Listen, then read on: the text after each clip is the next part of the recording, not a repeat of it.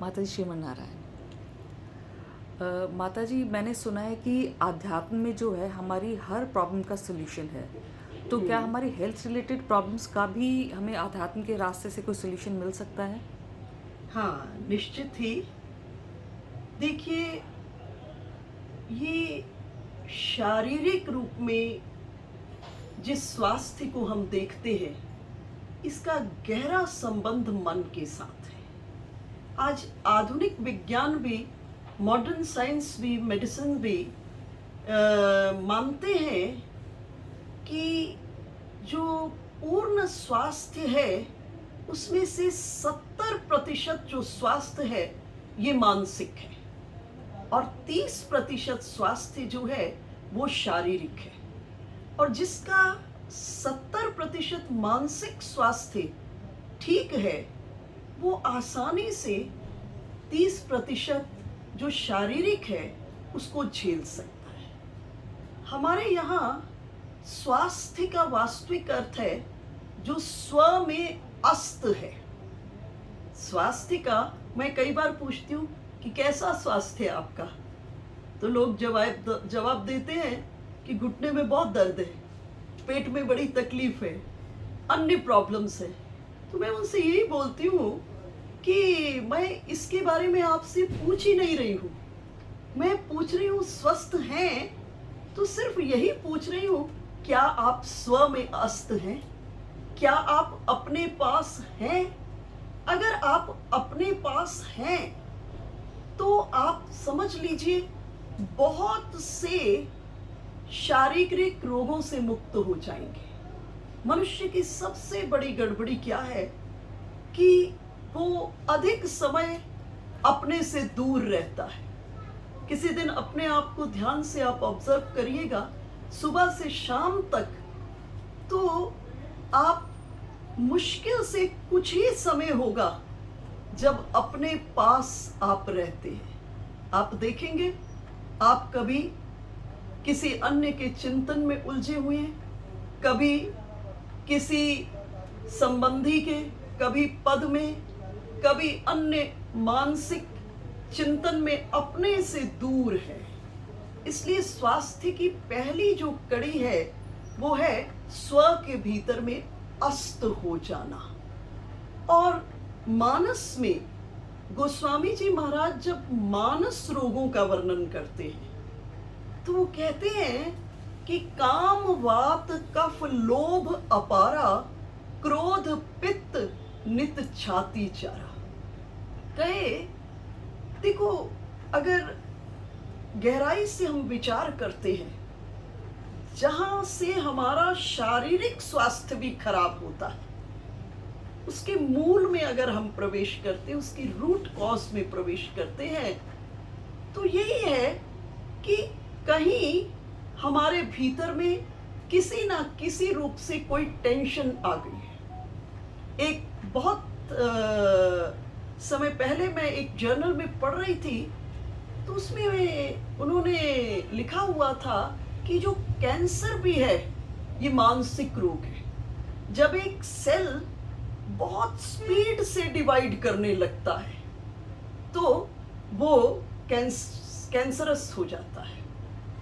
तो इसके मूल में जो है वो एक ही कारण है, वो नाना प्रकार की टेंशन्स हो गई है। और गोस्वामी जी महाराज मानस रोगों का वर्णन करते हुए स्पष्ट कह रहे हैं कि ये जो कामना है हमारे शरीर के भीतर में, ये वात का रोग है। और काम वात कफ लोभ अपारा, ये जो लोभ है ये कफ है। और क्रोध पित्त नित छाती चारा, ये जो क्रोध है ये पित्त है। और शरीर में जो रोग जब जीव को होता है तो इन तीन का ही असंतुलन होता है। वात, पित्त और कफ के असंतुलन से शरीर में रोग हो जाता है। और जो लोग आयुर्वेद को जानते हैं, और जब वैद्य के पास व्यक्ति जाता है तो वैद्य क्या करता है? वैद्य इन तीनों को संतुलित करता है। वैद्य इन तीनों को खत्म नहीं करता है। इन तीनों को खत्म करने का अर्थ है मृत्यु। वैद्य इन तीनों को संतुलित करता है। इन तीनों के संतुलन में जीवन है, इन तीनों के असंतुलन में रोग हो जाता है। जब ये तीन असंतुलित होते हैं तो शरीर के भीतर में रोग हो जाता है, और जब इन तीनों का अतिशय असंतुलन हो जाता है तो मृत्यु हो जाती है। अब इन तीनों को वैद्य कैसे संतुलित करते हैं? वैद्य नाना प्रकार की औषधियों से इन तीनों को संतुलित करते हैं, लेकिन जब हम दूसरी ओर यू टर्न करते हैं, अर्थात इन तीनों को जब परमात्मा से जोड़ देते हैं, जैसे ये तीनों परमात्मा से जुड़ते हैं, ये तीनों भगवदीय हो जाते हैं। काम जब परमात्मा से जुड़ता है तो ये प्रेम में रूपांतरित हो जाता है। क्रोध जब परमात्मा से जुड़ता है तो क्षमा में रूपांतरित हो जाता है। लोभ जब परमात्मा से जुड़ता है तो दान के भीतर में रूपांतरित हो जाता है। और जब इन तीनों का रूपांतरण हो जाता है तो आप सोचिए, अंतःकरण बहुत शांत हो जाता है, और अंतःकरण के शांत होते ही आप सभी मानस रोगों से मुक्त हुए। और जैसे ही मानस रोगों से आप मन के रोगों से मुक्त हुए, वैसे ही शरीर के में होने वाले रोग स्वतः ही ठीक होने प्रारंभ हो जाते हैं। और अगर थोड़ा मोड़ा कोई रोग शरीर में रह भी गया, अगर मानस आपका ठीक है, अर्थात 70% आपका ठीक है, तो जो 30% है वो आप पर कोई प्रभाव डाल ही नहीं सकता। लेकिन इसको हम प्रैक्टिकली कैसे अप्लाई करें? किसी को गुस्सा आ रहा है या क्रोध है और या लालच है, तो उसको हम प्रैक्टिकली कैसे उसको चेंज कर सकते हैं? हाँ, बहुत सुंदर। देखिए, जब क्रोध आता है हमको, तो ये तो हमको पता लग जाता है ना कि हमको गुस्सा आ रहा है, ये तो पता लग जाता है। और जब ये पता लगता है कि हमको गुस्सा आ रहा है, ठीक उसी वक्त देखो, जब रोग होता है तभी औषधि की भूमिका होती है। जगत में भी जब हम बीमार होते हैं तभी डॉक्टर के पास, वैद्य के पास जाते हैं। इसी समय प्रैक्टिकल करने की आवश्यकता है। जब बहुत क्रोध हो, किसी कारण से, किसी विषय, किसी परिस्थिति, किसी कारण से आपको क्रोध है, उस समय आप कुछ क्षण को अपने पास वापस लौटिए और लौट करके ठाकुर जी की किसी लीला का चिंतन कीजिए। ठाकुर जी के किसी नाम को मन ही मन सुमिरन कीजिए। जब मन ही मन सुमिरन करेंगे या भगवान के किसी लीला का चिंतन करेंगे, तो आप अपने आप पाएंगे, अपने आप अनुभव करेंगे कि अंतरंग में उस लीला के चिंतन के माध्यम से, उस नाम के सुमिरन के माध्यम से अंतःकरण स्वतः ही शांत होने लगेगा और भगवान मन के सिंहासन पर विराजमान हो जाएंगे और क्रोध नीचे से विदा हो जाएगा। और ये प्रैक्टिस 30 बार ईमानदारी से कीजिए। जब जब क्रोध आए तब तब आप इसी को प्रैक्टिसाइज कीजिए, और 30 बार अगर आपने सजगता में इसको प्रैक्टिस कर दिया, मुझे लगता है क्रोध से आप सदा सदा के लिए मुक्त हो जाएंगे, क्योंकि आप भगवान के चिंतन के फलस्वरूप जिस आनंद, जिस शांति, जिस रस की प्राप्ति होगी, उस रस को अपने जीवन में अनुभव कर लेंगे।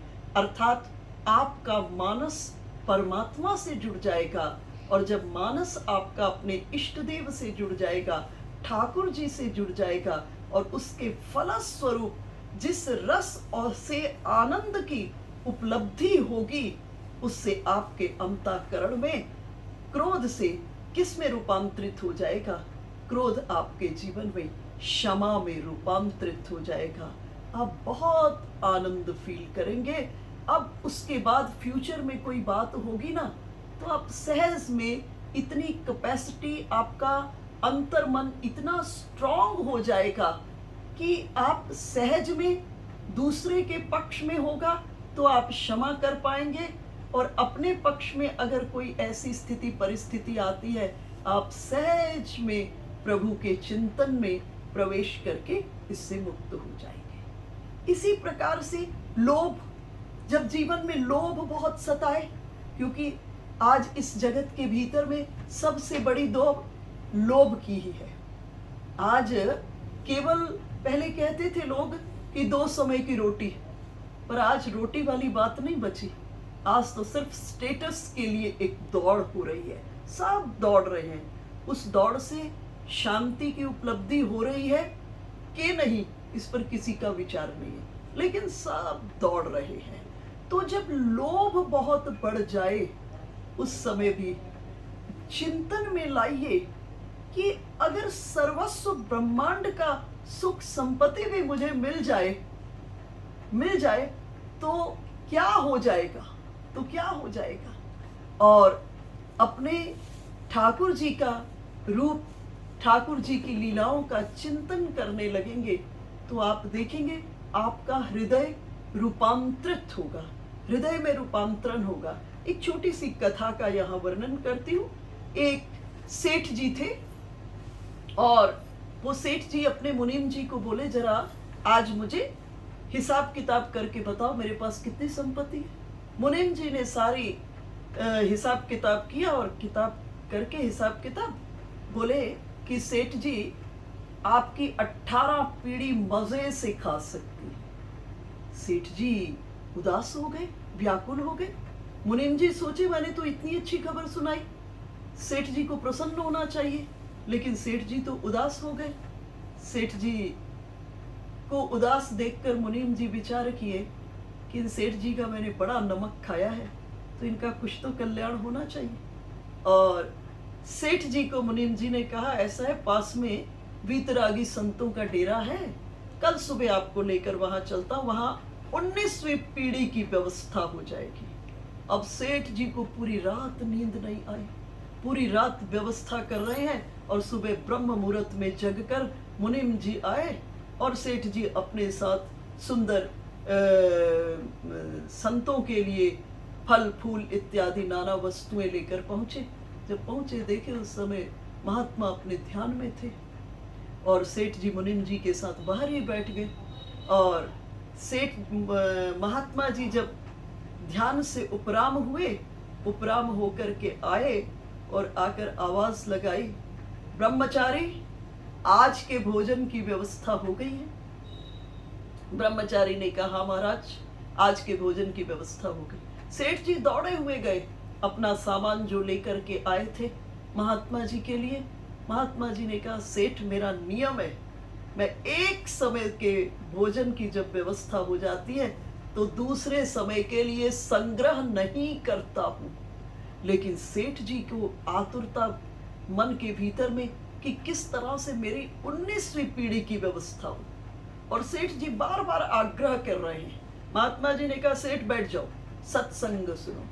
सत्संग प्रारंभ हो गया, और सत्संग सुनते सुनते ठाकुर जी की लीला रूप माधुरी सत्संग सुनते सुनते, और सेठ जी को विवेक अंतःकरण में जन्म लिया, और सेठ जी अपने ही मन को बोले, ए मनीराम, तुमने मुझे इतना कष्ट दिया, ये महात्मा इसके पास एक समय का भोजन, ये आनंदित है, और मेरे पास 18 पीढ़ी की व्यवस्था, और तब मैं व्याकुल हूं।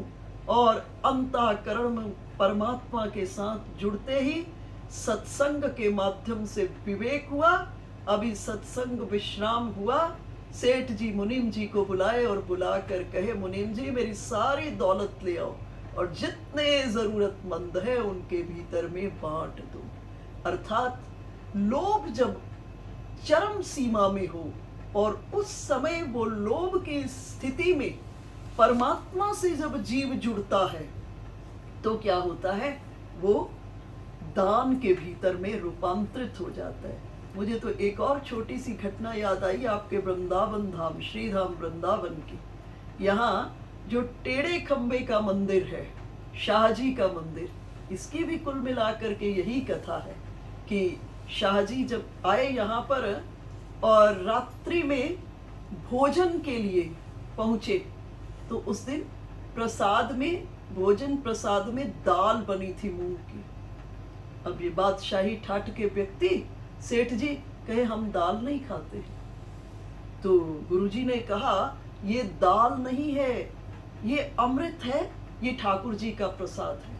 और जैसे ही उस प्रसाद को ग्रहण किए, ठाकुर जी की कृपा, गुरुदेव के अंतःकरण की अभिलाषा, और खाते ही खाने में, केवल भोजन करने में, प्रसादी पाने माने में अंतःकरण रूपांतरित हो गया।